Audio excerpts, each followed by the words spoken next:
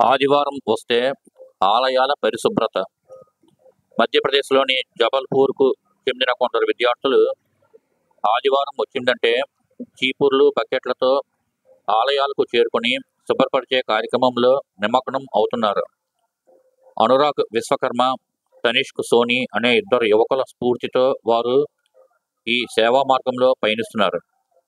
నగరంలో నర్మదా నది ఒడ్డున ఉన్న ఆలయంలో అపరిశుభ్రతను చూసి కలత చెందిన వీరిద్దరూ స్వయంగా ఆలయాన్ని శుభ్రపరిచి ఆ వీడియోను వైరల్ చేశారు. గురుద్వారాలు, మసీదులు, చర్చిలు చాలా శుభ్రంగా ఉంటున్నాయని, ఆలయాల మటుకు పాలిథిన్ కవర్లు పడేసిన పూజా సామగ్రితో అపరిశుభ్రంగా ఉన్నాయని వీడియోలో వారు ఆవేదన వ్యక్తం చేశారు. ఈ వీడియోను చూసిన యువత భారీగా ముందుకు వచ్చి మద్దతు తెలిపారు.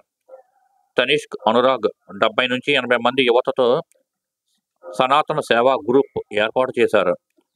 సభ్యుల సంఖ్య క్రమంగా పెరిగి ప్రతి ఆదివారం వివిధ ఆలయాల్లో శుభ్రత పనులకు తోడు పరిసరాల్లో మొక్కలు కూడా నాటుతున్నారు.